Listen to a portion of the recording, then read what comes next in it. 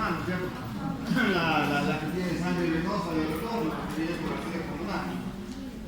Y la otra circulación es de alta presión y bajo flujo, ¿cuál es?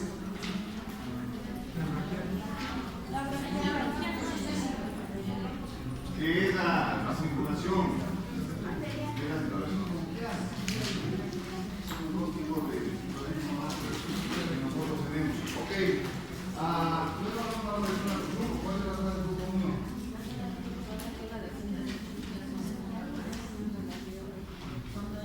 La zona de flujo 1 es ausencia de flujo, se caracteriza por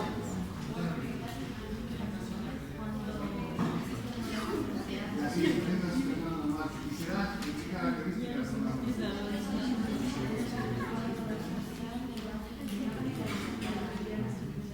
para el primer vaso de donde la limpió en todo momento del cito también. La zona de flujo 2 ¿cuál es?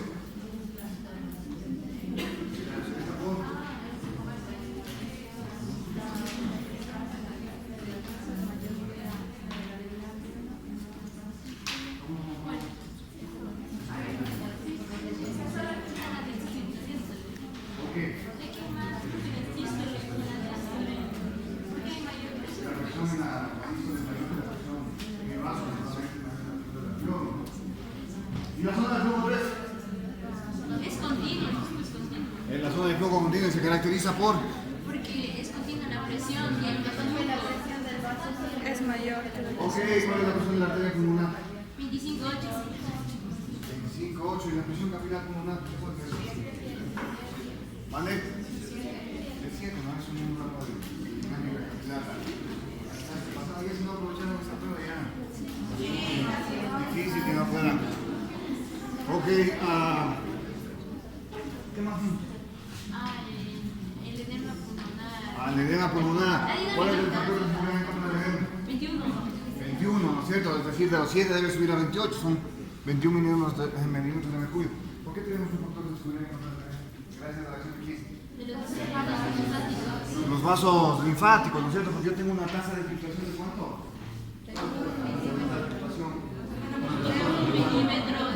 Exacto, un milímetro de mercurio que me da una presión de filtración que me permite sacar los líquidos y sacar la intersticial pulmonar. Ok, bueno, hoy es la última clase, la última vez que me van a ver. Así que, Suba al tercer. Sí. así que, Suba al tercer. No. Sí, suba al tercer. a ver, entonces, yo vuelvo en 15 días. El examen queda para El 20. el lunes 20, me parece, ¿no? Entiendo, les van a mandar esos horarios que mandan, ¿no? Ilusamente las autoridades. Entonces, yo vuelvo en 15 días. Estoy acá para el 16 o 17, que es jueves y viernes, semana más viernes. El examen queda para el lunes 20. ¿Sí? El examen libre. Ya como siempre, para la 1, no, las 6 de las 6 le tomará la doctora Zapata tal cual eso. Pero para la 1, el lunes 20 a las 7 de la mañana a ustedes y a las 8 será la otra para ver.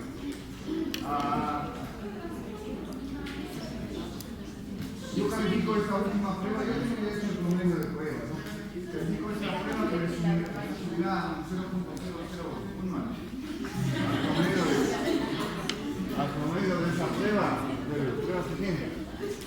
Así que, bueno, yo ya tengo todo pasado.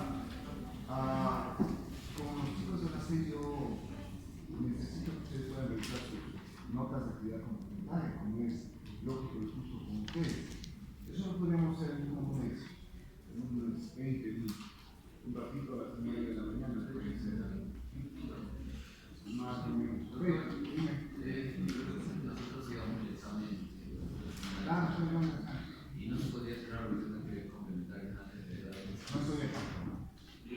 y mañana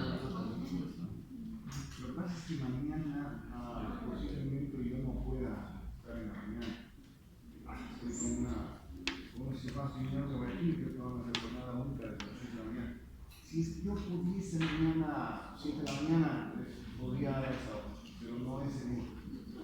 Ok, de todos modos, ¿cuál es la otra opción que podría dar? Lo que pasa es que esta semana ya se mandó al consultorio. ¿Cuál es la? La del 20, ¿no? Porque nosotros nos pensamos de 13 a 17 y creo que ya hace una semana. Llegado hasta este nivel. La otra clase, el otro tema que podríamos haber visto es el transporte de gas, pero eso va ligado a la hemoglobina y eso es bioquímica de manera absolutamente clara, que no hay ningún lío en cuanto a lo que debemos abarcar, ¿ok? Entonces, nos vemos algo de intercambio gaseoso. Recordarles que cuando nosotros estamos ventilando, cuando nosotros respiramos, lo que estamos ventilando y respirando es una fase gaseosa, ¿no?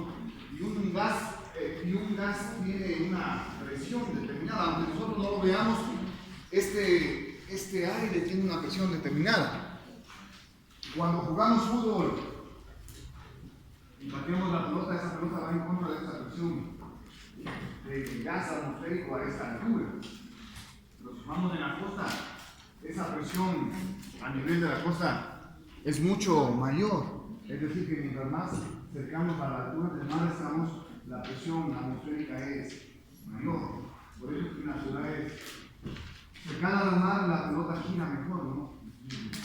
Honda es mejor porque aire frena porque tiene mayor presión. No así aquí que las pelotas han hecho algo, porque no hay mucha presión atmosférica y por eso nos gusta venir a jugar en ciudades de altura, ¿ok? Porque la velocidad y las curvas de la pelota son diferentes.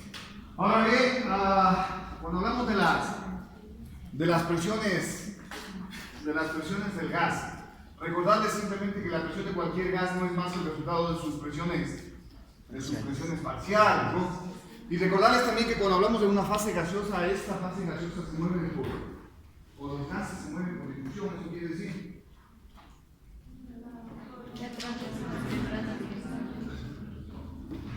Tercera clase de transporte.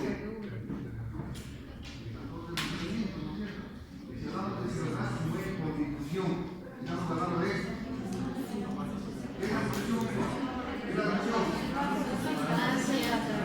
Entonces recuerden que los gases se mueven por difusión, eso quiere decir que siempre se mueven a favor del gradiente de difusión. Muy bien.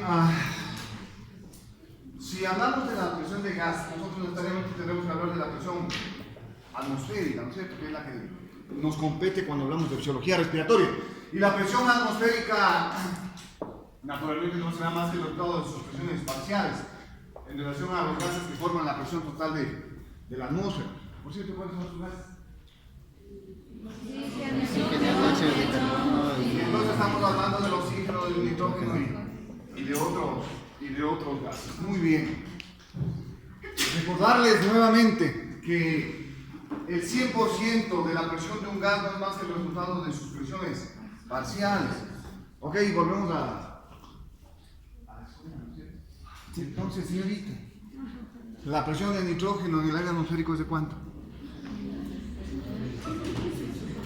560. ¿Qué porcentaje? 79%. ¿Qué porcentaje de oxígeno tenemos en la atmósfera?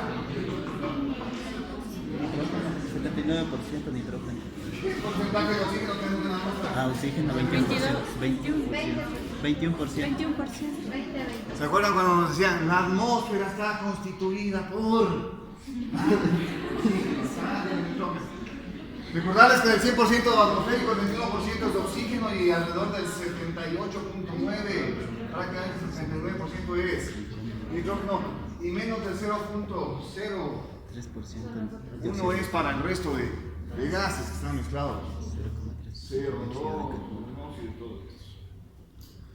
Ahora bien, si hablamos de la presión atmosférica a nivel del mar está en 760 milímetros de mercurio, por lo tanto la presión parcial de oxígeno a nivel del mar es de cuánto? Será el 21% de esos 700. Normalmente, ¿no? Ok, entonces a donde quiero llegar es que el resultado de la presión de un gas no es más que la suma de sus presiones parciales. Cuando hablamos del gas atmosférico, recordar que está constituido por oxígeno y nitrógeno esencialmente, que el oxígeno representa el 21% de su presión total. A nivel del mar, esa presión total es de 760 milímetros de mercurio, pero nosotros no vivimos a nivel del mar, pues, estamos viviendo a 2.800 metros, ¿cierto? Estamos muy altos y nosotros tenemos realmente una presión en Quito, en Bogotá y en México, en Ciudad de México, bastante similar. Nuestras presiones están alrededor de 560 milímetros de mercurio, presiones mucho más bajas. ¿Okay? ¿Qué porcentaje de oxígeno habrá en Quito, mija? Lo mismo. Sí, lo mismo. 21% de 560, ¿no es cierto? Pero el 21% de 560 ya no son los 160 milímetros de mercurio que tenemos alrededor en Guayaquil, pues. Ya es el 21% de 160, nos llegamos. ¿Cuánto se hace el 21% de 560? ¿100 cuánto? ¿120? ¿130? 120. Milímetros de mercurio. Es decir que conforme aumentamos en altura, la presión parcial de oxígeno disminuye. Por eso es que los que hacen montaña, los que hacen ya montaña súper alta, ellos saben muy bien que conforme avanzan, su presión parcial de oxígeno disminuye. Por eso cada vez muchos sujetos no pueden subir sin suplemento de oxígeno, porque la presión parcial de oxígeno es extremadamente baja. ¿Ok? Y usted ya sabe lo importante que es el oxígeno para mantener condiciones fisiológicas normales. Ok, no se olvide esto en relación a los gases, no se olvide que los gases se mueven en una fase aérea, naturalmente gaseosa, y que ese es el resultado de la suma de sus presiones parciales. Ahora bien, cuando nosotros llegamos, o el gas llega hacia nuestro cuerpo, debe atravesar esta fase gaseosa, las fases líquidas, ¿no? Debe atravesar intersticios que son líquidos, debe atravesar membranas que en su mayoría son líquidas. Por lo tanto, los gases deben atravesar estos elementos que son esencialmente líquidos. Y entonces hablamos de los determinantes de la difusión de los gases en las fases líquidas. Y claro, naturalmente, el principal determinante de que un gas pase de un lado hacia otro en nuestro cuerpo a través de una fase líquida, el principal determinante será ¿qué? Aparte de eso, el primerito, hablando de difusión, ¿cuál? Gradiente de presión. La diferencia de concentración, ¿no es cierto? La diferencia de concentración es el principal determinante de los gases en fase líquida. En otras palabras, cuando nosotros captamos el gas en nuestra fase respiratoria, lo que nos permitirá difundir a través de los alveolos, el intersticio pulmonar, será la diferencia de concentración. Y es lógico suponer que si yo tengo una gran concentración de un gas aquí, difundirá hacia donde está menos concentrado, por diferencia de presión, de concentración. Y lo mismo pasa en la sangre, ¿no? Si la sangre tiene una gran concentración de un gas determinado, difundirá hacia donde menos presión tiene y difundirá por lo tanto hacia el otro lado. Esto es lo que sucede con el oxígeno y el CO2, ¿no? El oxígeno tiene gran concentración a nivel alveolar y menos concentración en la sangre venosa, por lo tanto pasa del alveolo hacia la sangre.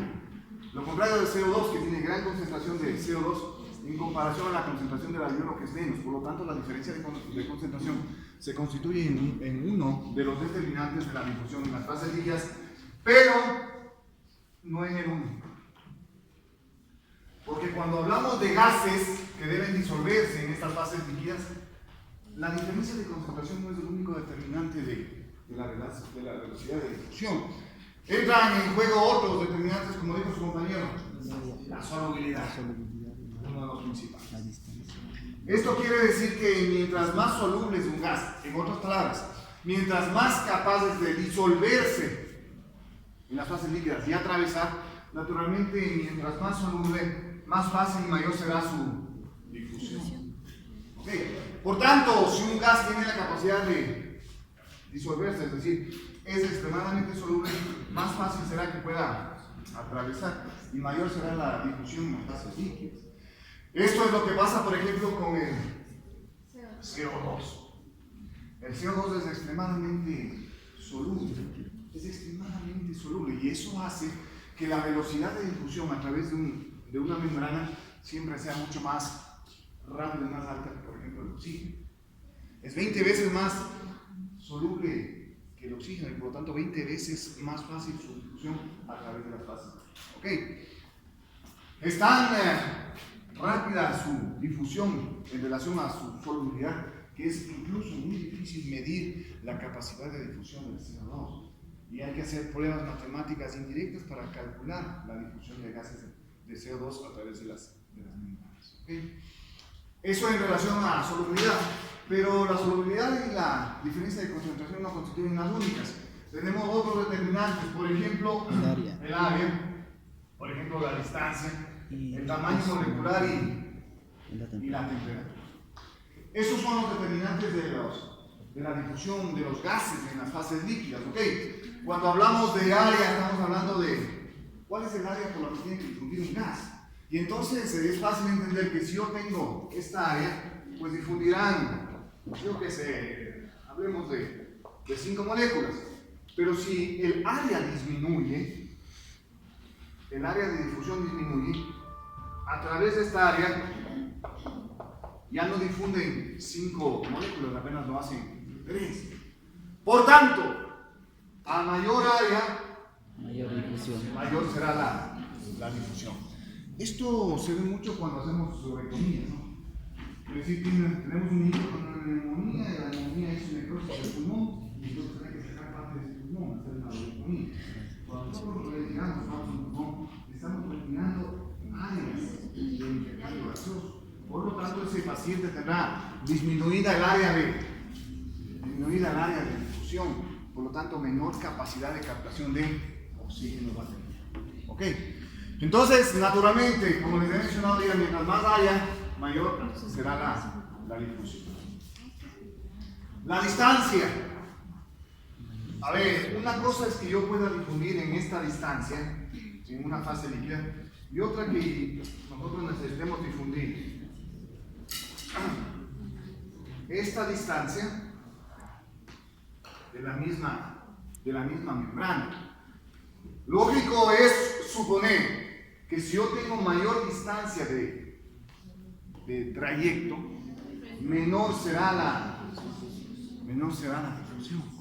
Porque tengo mayor dificultad para atravesar mis moléculas en este trayecto que es mucho más grande que en un trayecto más corto. Por lo tanto, a mayor distancia siempre habrá menor difusión. Eso es lo que sucede, por ejemplo, con la neumonía. Cuando tenemos lleno de líquido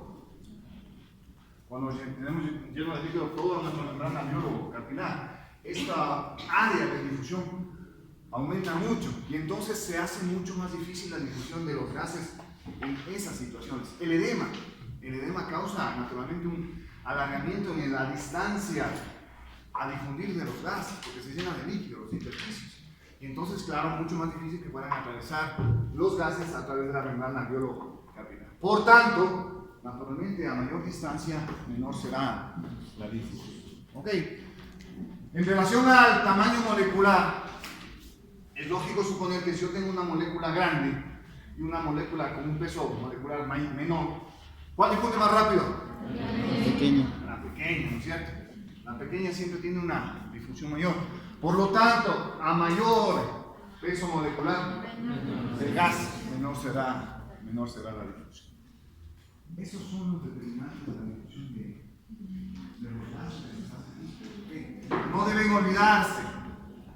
No deben olvidarse que cuando hablamos de la difusión de los gases en estas fases líquidas, no solo entra en juego la diferencia de concentración, sino que también entran en juego otras situaciones como solubilidad, como distancia, como área, que tienen que ver con la facilidad con que un gas pueda difundirse a través de la membrana alveolo-capilar en esencia.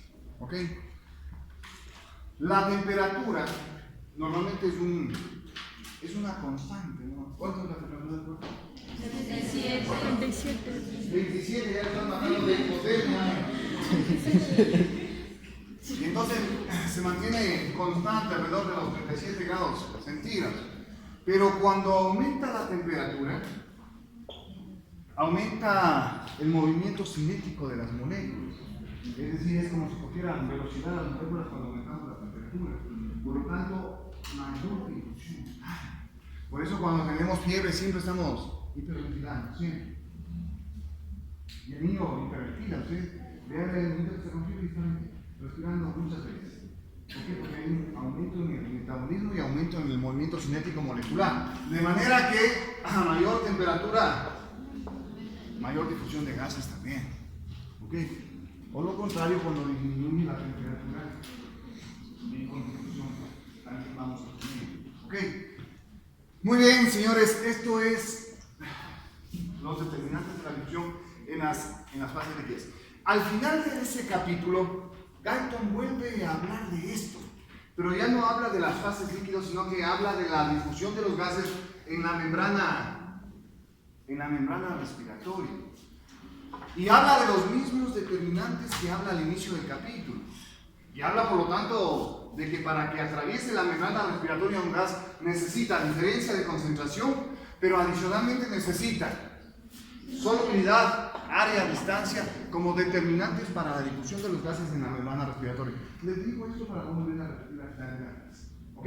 Entonces, los determinantes de la difusión de los gases en la membrana respiratoria son los mismos determinantes que nosotros analizamos durante la difusión en las fases líquidas. ¿Ok? Aquí hay una salvedad. Cuando hablamos de la difusión en la membrana respiratoria, hay un concepto que Galton lo usa, que es el coeficiente de difusión. Y el coeficiente de difusión, es decir, cuánto difunde el gas, habla Galton, que no es más que el resultado de la solubilidad por el tamaño molecular. Y hace esta formulita. En otras palabras, el coeficiente de difusión es directamente proporcional a la solubilidad e inversamente proporcional al tamaño de la molécula. Lo mismo que está acá. Por tanto, cuando hablamos del coeficiente de difusión, estamos hablando de la relación que existe de un gas entre su solubilidad y el tamaño de la molécula. Y es algo que ya lo hemos analizado acá. Por tanto, en relación a la difusión, si hay más solubilidad, mayor difusión habrá. Y si hay mayor peso de la molécula, menor difusión habrá. ¿Ok? Que es lo mismo que hemos mencionado hace un momento. Ese es el coeficiente de difusión. ¿Listo? Esto en relación al transporte a través de la membrana respiratoria. En otras palabras, cuando ingresa nuestro gas, para que difunda desde el alveolo hasta la sangre, necesita cumplir esos requisitos. Necesita tener diferencia de concentración, necesita tener solubilidad y todos los agentes que hemos venido mencionando. Eso favorecerá su difusión o evitará su difusión dependiendo el momento y la causa. ¿Okay? Si un paciente tiene edema del pulmón o neumonía en donde el área de difusión, en la distancia de difusión se hace mucho más grande, más difícil que difundan las moléculas y ahí está logrado. ¿Ok? Señores, estos son los determinantes de la difusión en la membrana respiratoria. Ahora bien, siguiendo con esto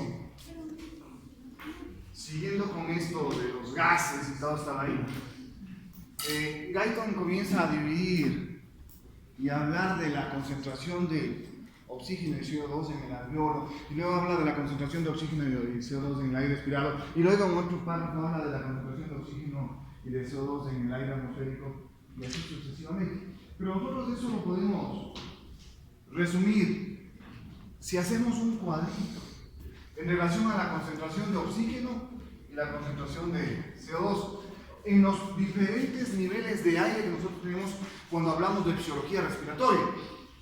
¿Cuáles son los diferentes niveles de aire en fisiología respiratoria? El primero, ¿de dónde captamos el gas? Del aire atmosférico.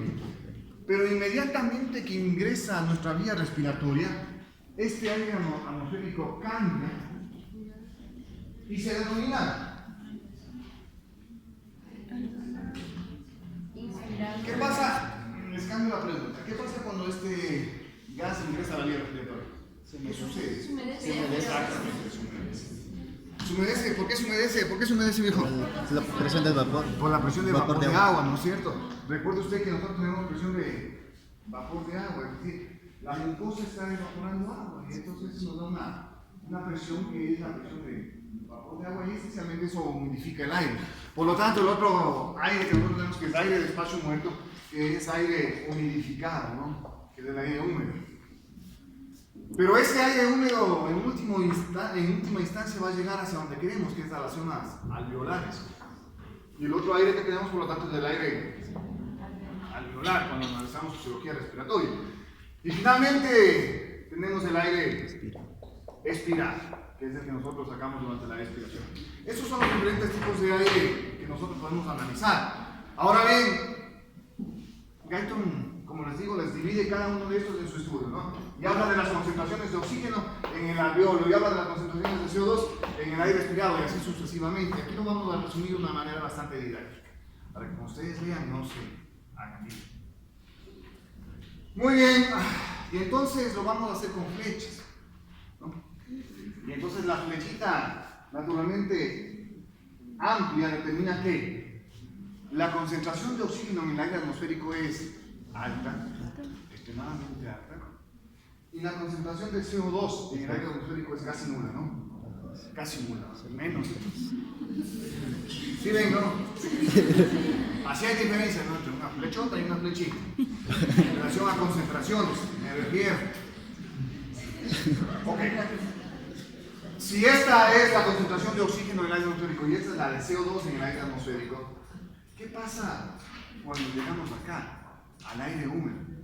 ¿Qué pasa si al final con las concentraciones de los gases en el aire húmedo en relación a las del aire atmosférico? Fíjate, en relación a la concentración. La concentración de CO2 en el aire húmedo es la misma, aumenta o disminuye. Disminuye. Ah, aumenta, ¿por qué? No aumenta. Cuestión de hacer ¿qué pasa con la concentración de oxígeno? Ahí en el aire húmedo, en comparación con el aire. ¿Alguien tiene un marcador negro para que puedan ver? Casi no veo nada, no sé cómo pueden ver. Que valga aerosol. Entonces yo tengo aquí el aire atmosférico, el aire húmedo, el aire alveolar y el aire expirado. Estamos hablando de la concentración de los gases, oxígeno, CO2. Y estamos diciendo que la concentración de oxígeno en el aire atmosférico es extremadamente alta, tiene una buena presión. ¿Qué pasa con esta concentración cuando pasamos acá al aire humidificado? La concentración de oxígeno en el aire humidificado, ese que irá en toda la vía respiratoria, ¿es igual, aumenta o disminuye? Eso es lo único que te pregunto, pero debes explicarme por qué, pues.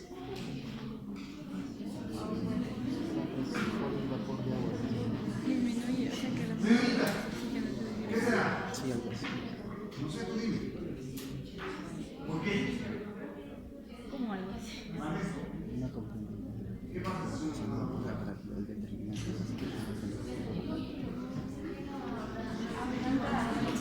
Si nosotros tenemos una taza de café a una concentración determinada del café o del azúcar, no sé cómo quieren ustedes, pero a esa concentración determinada del café le aumentamos más agua, ¿qué pasa con la concentración?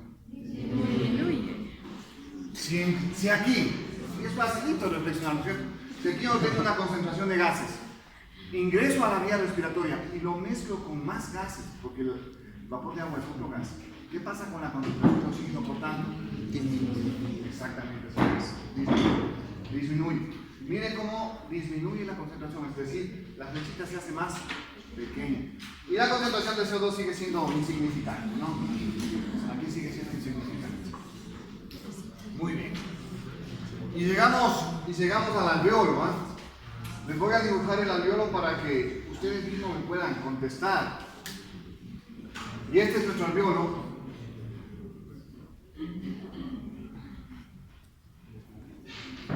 ¿Quién está mal? Edificio. Ah, sí, necesito. Estoy hecho. Necesito. Nadie. Todos también. Si me contesta bien, tiene un punto más en las pruebas, ¿cierto? Ok. Porque esto es incentivo, esto es de trabajar el cacumen, no sé. Ok, a ver, viejo, ¿de qué dependerá la concentración de oxígeno y de CO2? A ver, estamos analizando con oxígeno. Comienza a disminuir, sí, hace- ¿De qué dependerá la concentración de oxígeno aquí? en el aire alveolar. Y Guyton dice, ¿no? La concentración de oxígeno en el aire alveolar depende de... Usted solito, sí es para usted. A ver, dale. Lo único que te pregunto es, ¿de qué depende la concentración de oxígeno alveolar? No me hagas nada. ¿De qué depende la concentración que tengamos en un alveolo en un momento determinado? ¿De cuánto se responde al Dime. capillar? Lo que dijo. No sé, tú dime. Respira, pica. Yo pregunté quién está mal. Ustedes se supone que están bien. ¿De quién es?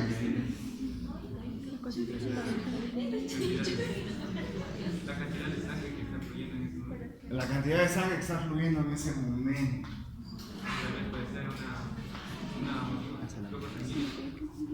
Podría ser indirectamente, ¿no? Pero no es el único factor realmente. ¿De qué depende la concentración de oxígeno alveolar, viejo? Vean, ahí están los chicos. Esa es la discusión. La presión que está en Lo que estoy preguntando es de qué depende la presión aquí, depende de la concentración de oxígeno acá. Es la discusión. Ok, ¿quién tiene la respuesta? Fuera de concurso. Dependerá. Las concentraciones alveolares siempre dependen de lo que le ingrese y de lo que le salga. Lo que le ingrese lo ingresa a través de qué? De la ventilación. Si yo hago esto, estoy haciendo que llegue mayor concentración de oxígeno acá. Por lo tanto, llegará y aumentará la presión parcial de oxígeno en mi alveolo. Pero no solo depende de la llave de entrada por la concentración de oxígeno en el alveolo. También depende de cuánto salga hacia dónde. Hacia la circulación. Y por eso te decía, algo de razón tienes. Porque si aumenta la circulación acá, barre más oxígeno y capta más oxígeno. Pero eso tiene que ver con la llave de salida, es decir, con la salida de oxígeno hacia el capilar. Por tanto, como dice el texto y como es fisiológicamente, la concentración de oxígeno alveolar depende de la ventilación y depende de cuánto difunda hacia el capilar sanguíneo. Si aumentamos la ventilación, aumentamos la concentración de oxígeno alveolar, naturalmente. Y si aumenta el flujo y aumenta la difusión del alveolo hacia el capilar, va a disminuir la concentración de oxígeno porque va a llevar más hacia el sangre. Okay. Estamos hablando exclusivamente de la concentración de oxígeno alveolar, por tanto dependerá de cuánto le llegue a través de la ventilación y cuánto salga hacia la circulación de ese oxígeno que está en el alveolo. De eso depende la concentración de oxígeno en el alveolo. Ahora bien, Alexander, ¿y la concentración del CO2 de qué dependerá? Ahora estamos abajo, ¿eh? Ahora estamos hablando de la concentración del CO2. La concentración de CO2 en el alveolo dependerá. concentración del CO2 que debe en la ventilación y la expiración y del metabolismo. Dependerá absolutamente de los mismos factores que dependía el oxígeno, pero en sentido cierto.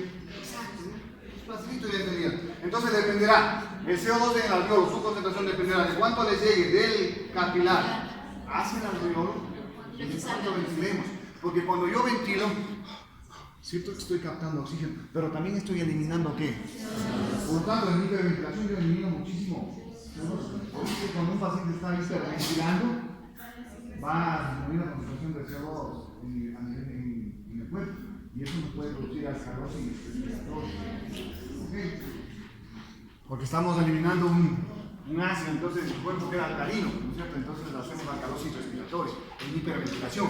Pero de eso depende la concentración de CO2 en el alveolo, de cuánto le llegue a través del capilar y de cuánto salga con la ventilación. ¿Ok? Miren, esos son los determinantes, por tanto, de la concentración de oxígeno y de CO2 alveolar. Tomando en cuenta esto, señorita Díaz. Muy bien, señorita Díaz. Ahora sí, pues la concentración de oxígeno alveolar en comparación a los otros gases será mayor o menor. En relación a las flechitas, ¿no es cierto? Aquí ya tenía una concentración, acá disminuyó por la mezcla con el vapor de agua. ¿Qué pasa aquí con la concentración? oxígeno alveolar. Está difundiendo. Es igual, aumenta o disminuye la concentración de oxígeno alveolar. No sé, tú dime, ¿disminuye? Sigue Si me dices disminuye, dime por qué. Está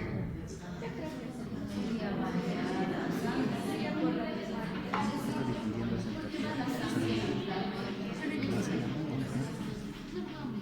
Ahorita que está al final, ¿qué pasa con la concentración de oxígeno? ¿Mande? ¿Por qué?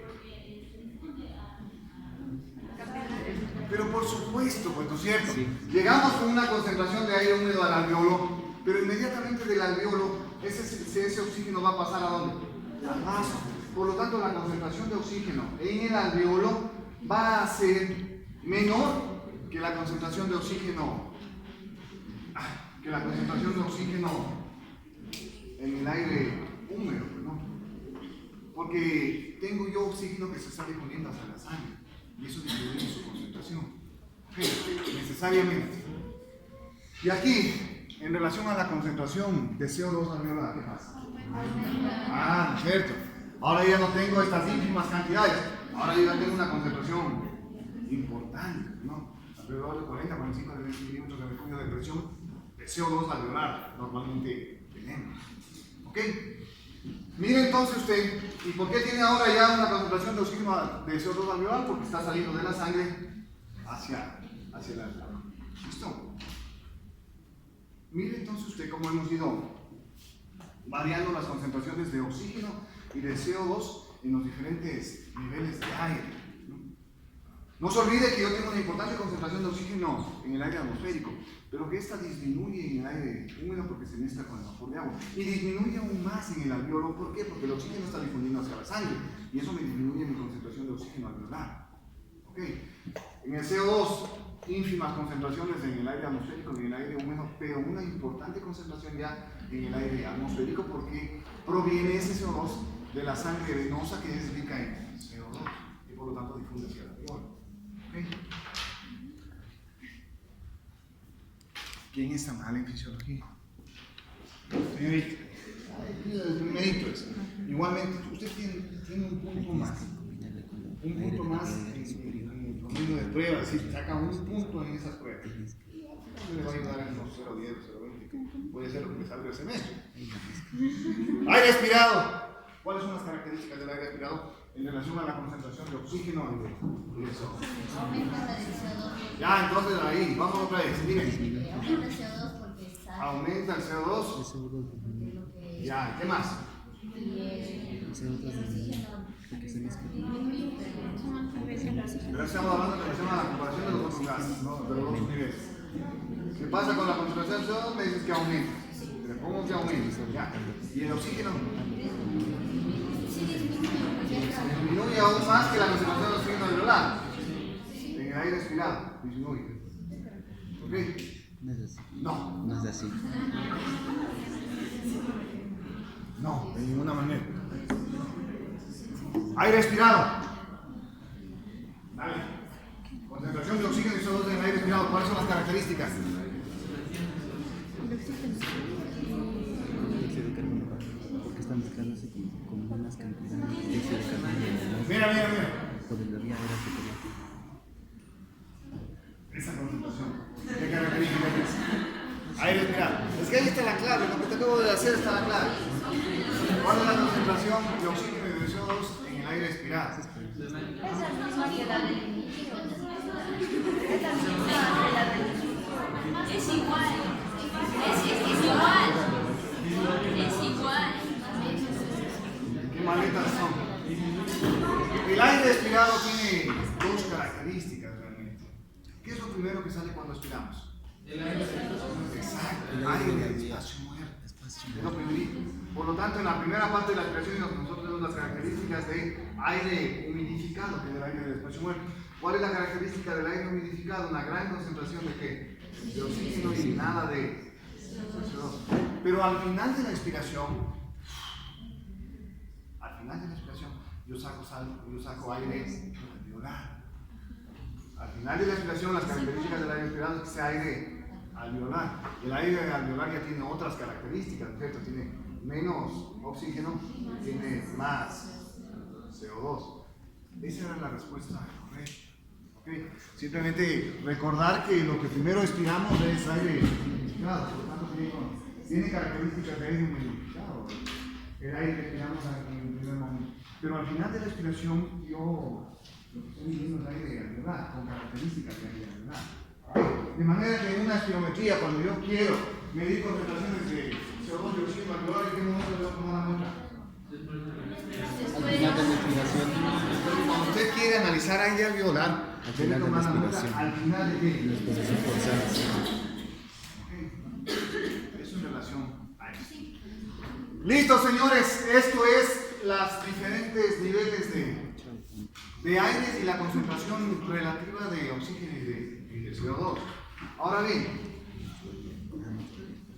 bien, si nosotros seguimos la flecha, yo tengo una concentración de oxígeno importante acá, hay un identificado importante también, una importante concentración de oxígeno alveolar. Luego llegamos al capilar y tenemos una importante concentración de oxígeno. Luego llegamos al tejido y ya disminuye la concentración de oxígeno. Llegamos a la célula y disminuye. Miren esa secuencia en la concentración de oxígeno. ¿Qué le caracteriza a la concentración de oxígeno desde la atmósfera hasta la célula?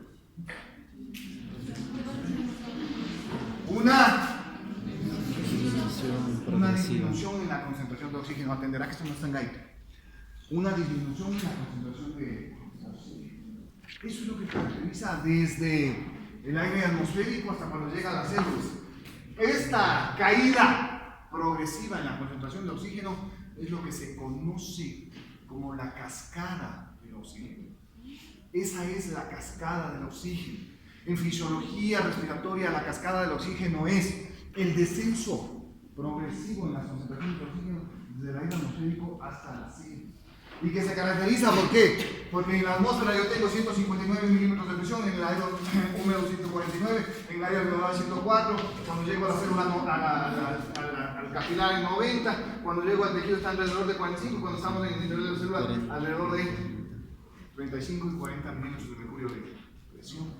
De manera que vamos disminuyendo paulatinamente la concentración de oxígeno. A eso, como les vuelvo a repetir, se conoce como la cascada del oxígeno. Esto es importante para que ustedes puedan recordar. Naturalmente, si un paciente no ventila, todos estos valores se van a ver alterados, ¿no es cierto?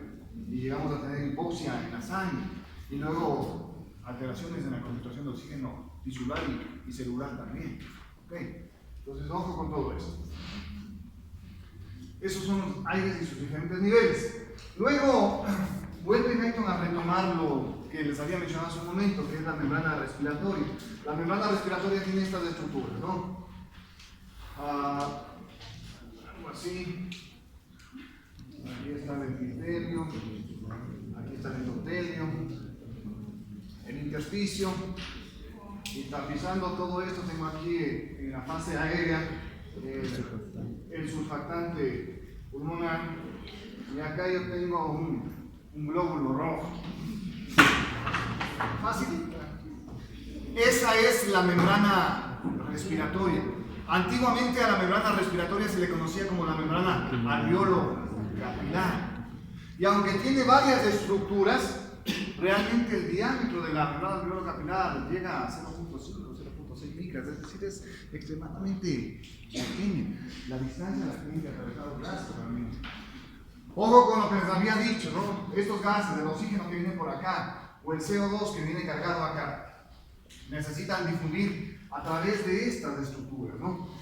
Estas estructuras desde el nivel aéreo hasta el nivel sanguíneo están constituidas por una capa de surfactante pulmonar que recubre la pared del alveolo, la célula epitelial del alveolo. Todo el epitelio descansa sobre una membrana basal, que es la membrana basal del epitelio. Entre las dos membranas basales, un pequeñísimo, a veces casi nulo intersticio, que es el intersticio pulmonar, que es el que se llena cuando va edema al pulmón. Y luego tenemos la membrana basal del endotelio y finalmente la célula endotelial, hasta que llegamos a los glóbulos rojos que pasan prácticamente en fila durante su paso a través de los capilares pulmonares. Mire, todas estas estructuras conforman la membrana respiratoria, lo que se conoce como la membrana alveolo capilar. Como les digo, esto es un esquema de cómo está construido, pero prácticamente está adosado toda la membrana, de manera que la difusión se hace realmente muy fácil de un lado a otro, tomando en cuenta los factores que hemos analizado de la difusión de los gases. En la fase líquida los mismos se aplican en esa membrana respiratoria. ¿Qué cuál es? Ustedes verán que los gases difunden de un lado a otro. Esa es la concentración, lo primerito siempre. Solubilidad.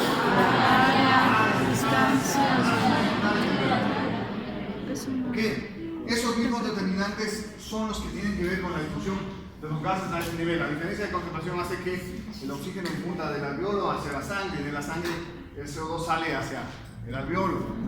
La solubilidad, como hemos mencionado ya, ¿no? Gran solubilidad para CO2. ¿Okay? Todas las diferencias que hemos analizado en relación a eso. Esta es, por tanto, la membrana respiratoria. Eso es lo que tenemos que atravesar cuando nosotros estamos ventilando. Ventilamos y nuestro cuerpo se encarga solito, ¿no? Esa difusión de gases llega hacia la membrana respiratoria y permite el ingreso de eso que estamos ventilando hacia acá, hacia el vaso sanguíneo. ¿Ok? Y de ahí se transporta el oxígeno a todo nuestro tejido, a todas nuestras células para que pueda ser utilizado. Muy bien.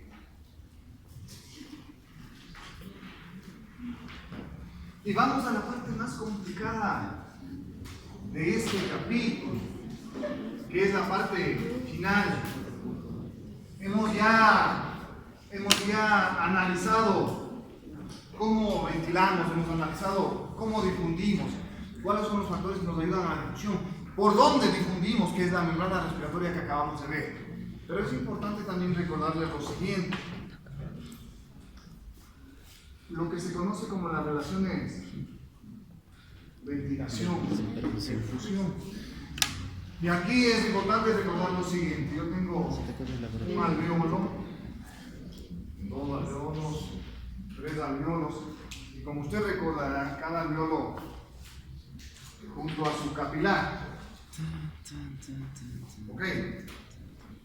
Y entonces, cuando hablamos de las relaciones ventilación-perfusión, podemos tener tres tipos de relación. Una relación en donde existe una buena ventilación, una buena perfusión, es decir, un buen flujo, un buen paso de sangre. Y cuando yo tengo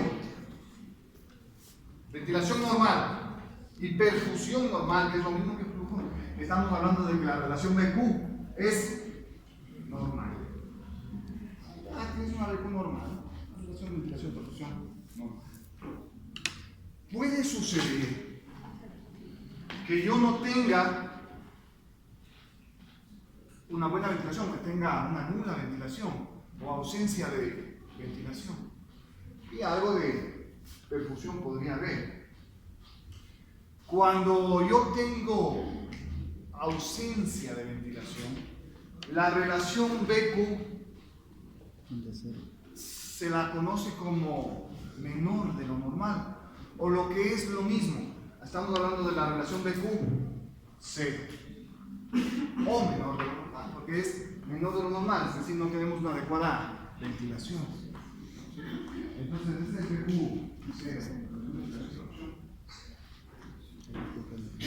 O lo contrario, puede suceder que yo tenga anulado el flujo,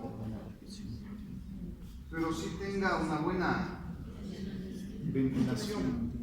A esta se le conoce como una relación BQ mayor de lo normal, o lo que es lo mismo, una relación BQ infinita. ¿Okay? Una relación BQ infinita. Por tanto, cuando hablamos de las relaciones de ventilación-perfusión, podemos tener una relación ventilación-perfusión normal, una relación ventilación-perfusión 0 o una relación ventilación-perfusión infinito. La relación BQ normal quiere decir buena ventilación, buen flujo. BQ 0 quiere decir dificultad de la ventilación y algo de BQ 0. Y BQ infinito quiere decir que yo tengo ausencia de secreción, pero sí tengo una buena ventilación. ¿Ok? Hasta aquí no hay ningún problema, pero aquí no queda el cuento. Muy bien. Otro punto. Señorita, volvemos a la concentración de oxígeno y CO2 a nivel del riñón. Cuando yo tengo una relación BQ0, ¿a qué es igual la concentración de oxígeno y de CO2 en la alveolar? Porque capilar. O mejor dicho, ¿hay oxígeno y CO2 alveolar? No, pues por eso te pregunto. Cuando yo tengo BQ0, aquí, la concentración de oxígeno y de CO2, ¿qué características tiene? Bueno, aquí le La pongo misma concentración de capilar. ¿Mande? No va a existir oxígeno. Sí hay. Sí hay, doctor. Sí, pero ¿por qué? ¿Qué pasa si no ventilamos? Estás con el teléfono en la mano. Ahí. ¿Qué pasa cuando no ventilamos?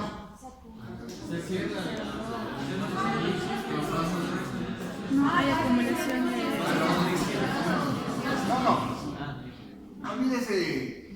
¿Qué pasa aquí?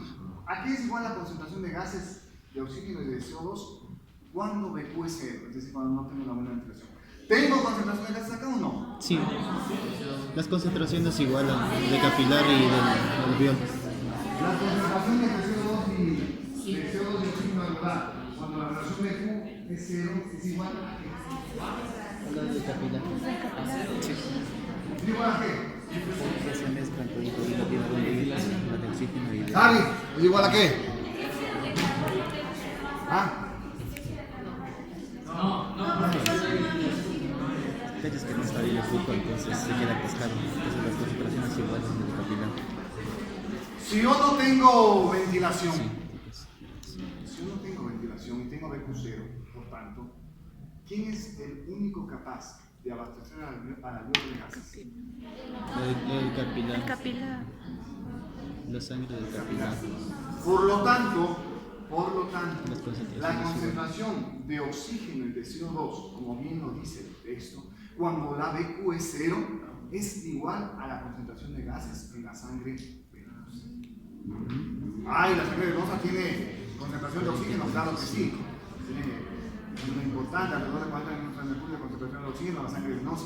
Y tiene una importante concentración de CO2, claro que sí. Tiene alrededor de 45 minutos de mercurio de CO2. Por lo tanto, la concentración cuando BQ es 0 es de gases aquí, es lo que el alveolo, lo que el capilar le puede abastecer. No tengo ventilación, por lo tanto, la única llave de entrada de gases hacia el alveolo será lo que el capilar pueda dar. Y por lo tanto, las concentraciones se igualan entre el alveolo y el capilar. Y recordará usted que el capilar tiene sangre venosa. Aquí no se ha oxigenado, por lo tanto, la concentración de oxígeno y de CO2 cuando BQ es 0 es igual a la concentración de oxígeno. Ahora, Estamos en pulmón. sí, pero no en todas, ni en todos los capilares. Realmente no en todos, en algunos puede haber otros. ¿Ok? ¿Qué es lo que vamos a ver ahora? Vamos acá. ¿A qué será igual? La concentración de oxígeno y de CO2. ¿A qué será igual la concentración de oxígeno y de CO2? Cuando BQ es infinito. Baja, sube. El oxígeno. Ahora El oxígeno es lo mismo. El mismo mecanismo. O sea, la misma presión. La presión es la misma, mientras que el dióxido de ¿A qué carbono es está igual igual, cuando BQ es infinito? no hay flujo. Aquí, ¿a qué es igual la concentración de oxígeno y de Concentración de la respirado. Ah, Concentración de oxígeno del aire respirado. ¿es igual a qué? A la concentración del aire respirado. Entonces yo ya no tengo paso de gases ni a la sangre, No hay perfusión. ni de la sangre hacia acá, ni de aquí hacia la sangre. La concentración de oxígeno y de CO2 en el aire alveolar, cuando BQ es infinito, es igual a la concentración de gases que tengo en el aire unificado. Aire de respiración. O lógico suponente, ¿no? Es el aire unificado que está llegando acá. Pero ahora no ha variado, ¿por qué? Porque no tengo difusión hacia el capilar, porque el capilar no tiene Recuerde usted que cuando no tiene flujo, la relación BQ es infinito. Lo único que les estoy explicando es que cuando BQ es infinito, no hay flujo sanguíneo, los gases que están acá tendrán la misma concentración de quien le está abasteciendo. Pues. ¿Quién le abastece? El aire humidificado. La misma concentración. Ah, y el aire humidificado tenía ¿qué concentración? Tiene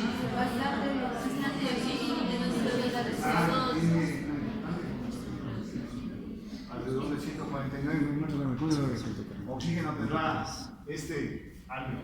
¿Ok? Ahora bien,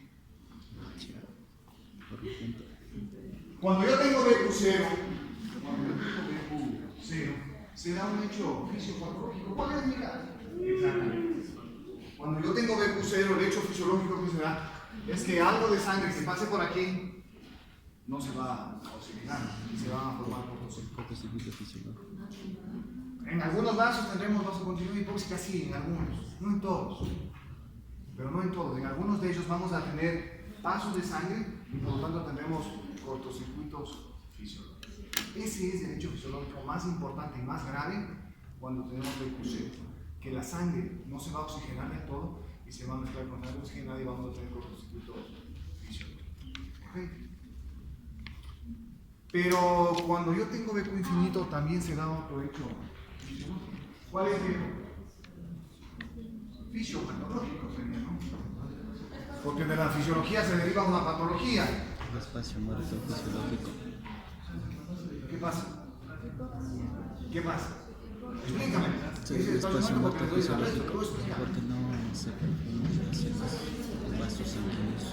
Entonces, recuerde usted que cuando yo no tengo flujo sanguíneo, pero sí tengo ventilación, este aire se queda aquí. Y este aire que se quedó aquí no está realizando ¿qué? Intercambio. ¿Cómo se llamaba el aire que no? Espacio muerto fisiológico. Entonces, cuando yo tengo BQ infinito, el hecho fisiopatológico será es que aumenta el espacio muerto.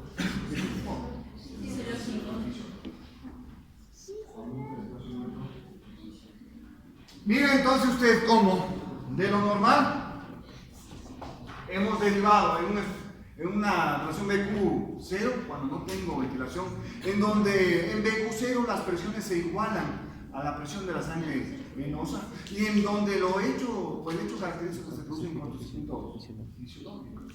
O podemos tener una BQ infinito en donde no hay flujo sanguíneo y las presiones en el alveolo se igualan a las presiones del aire humidificado, pero no hay, por tanto, este aire no está participando en un intercambio gaseoso y se constituye aire de espacio muerto, que es el hecho fisiopatológico. Muy bien. ¿Cuál debería ser la pregunta de cajón antes de irnos? El espacio muerto fisiológico será en ¿qué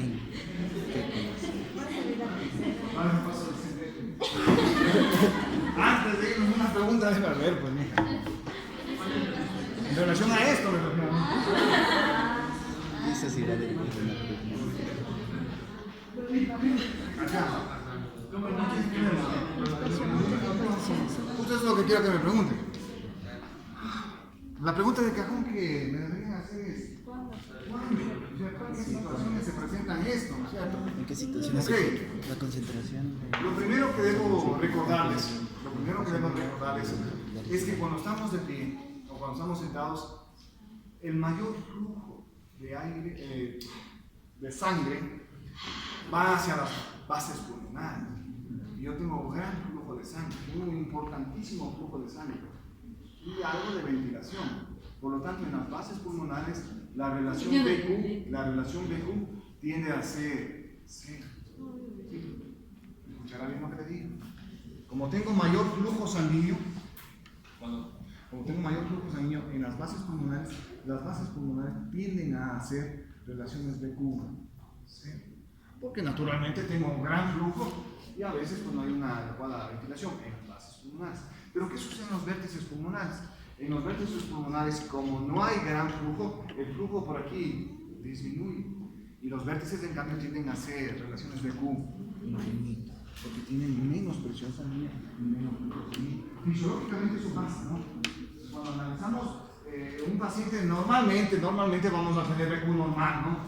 Pero si nos vamos a la parte más alta y más baja del pulmón, en la parte más alta del pulmón va a haber tendencia a ser BQ infinito, y en la parte más baja del pulmón, tenemos muchísima sangre, tenemos tendencia a ser ¿qué? Eso no importa. Pero patológicamente también podemos encontrar esto, ¿verdad? ¿Qué clase, no? ¿Qué clase nos la dicen? Pero bonito, ¿no es cierto?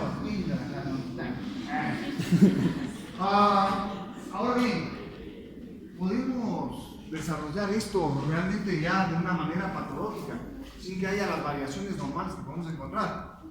Por supuesto. Cuando tenemos la obstrucción por cuerpo extraño, por ejemplo, estamos comiendo algo y de repente pedazo de carne acá. En ese momento estamos anulando ¿qué? La ventilación. Ay, nuestros vasos puede ser que estén fluyendo, pero está anulada la ventilación. En ese momento se crea relación BQ.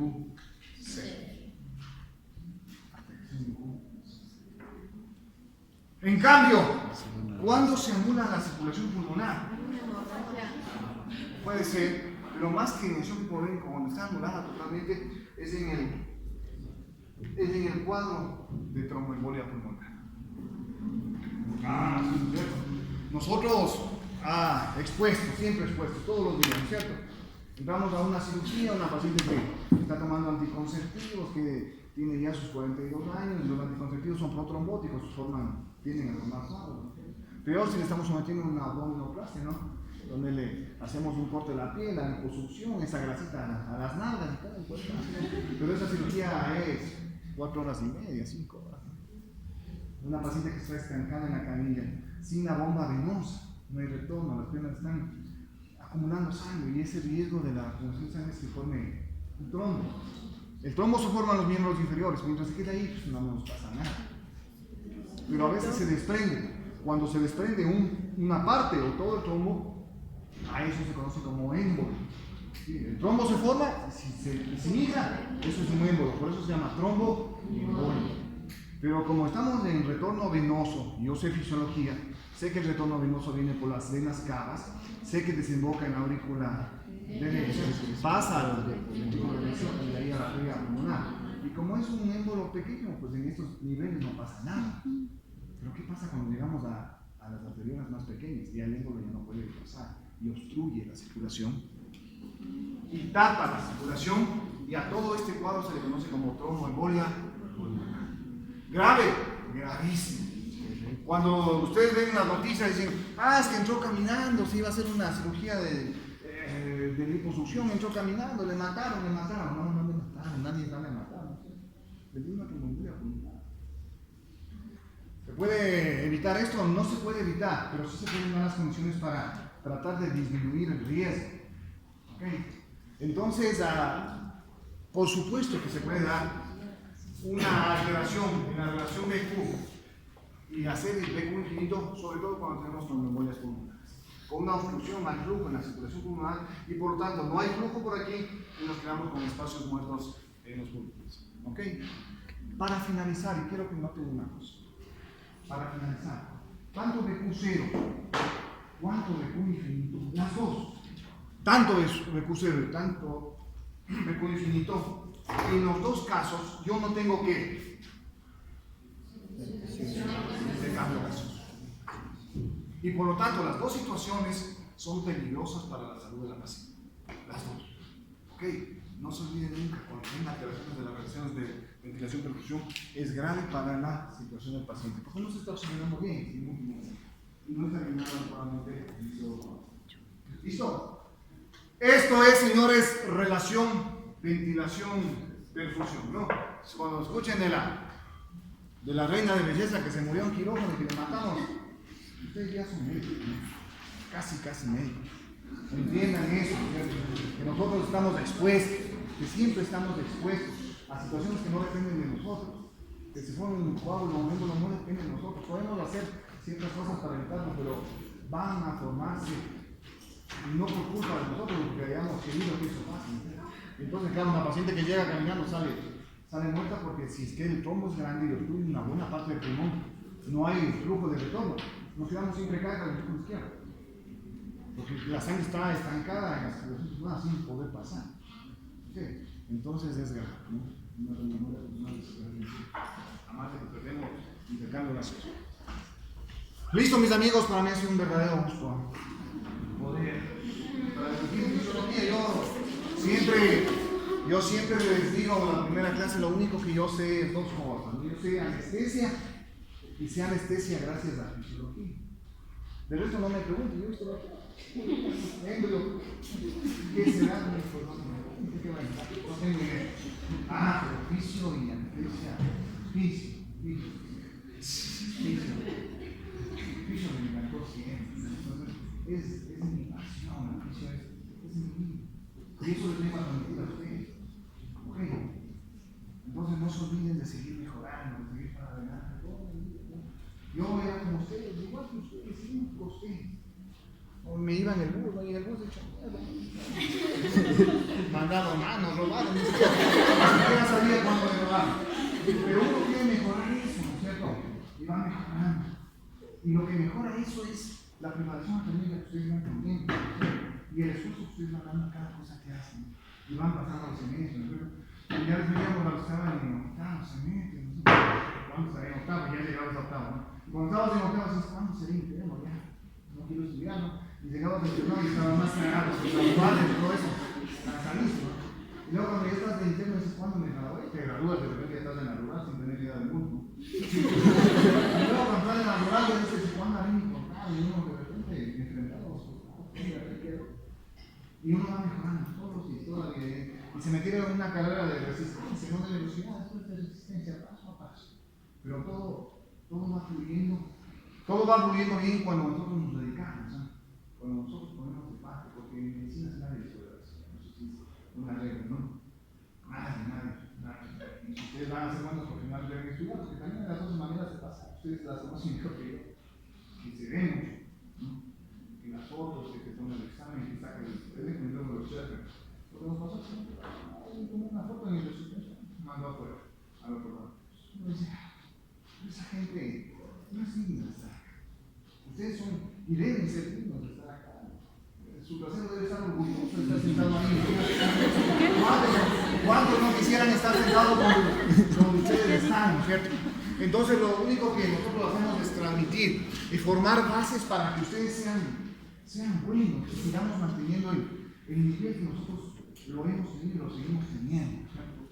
Y cuando llegamos al internado y estamos en el hospital y estamos con internos de varias universidades, y entonces, se nota la diferencia, y seguimos siendo buenos, no somos perfectos, tenemos falencias, por ahí de los profesores que hacen quedar mal, por ahí de esos que no vienen a la clase, por ahí de esos que no hacen nada por mejorar el estudiante, sino solo por cumplir. Pero también tenemos los otros, de los que nos interesa formar el cimiento, en todos los aspectos, ¿cierto? Aprovechen de eso, señores. Y mejoren cada día, señoritas, mejoren cada día, ¿no? Y no se olviden, los problemas pequeños se los va a solucionar. Y vamos pasando, y hay que dar prioridad, ¿no? Y lo prioritario de ustedes es su carrera, pues eso es lo principal.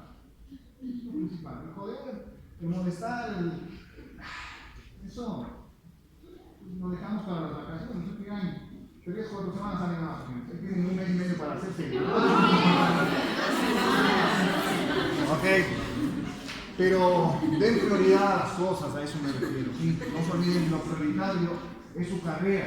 Si queremos ser revolucionarios, los revolucionarios de las pedradas y de los palazos de hace 30 años dejaron de existir, ¿no? Ahora la revolución está acá, ¿no? El verdadero cambio es la revolución académica e intelectual que ustedes puedan tener. ¿Ok? Entonces, señores, para mí ha sido un verdadero gusto poder transmitir algo de lo que a mí me apasiona. Muchas gracias, ¿eh?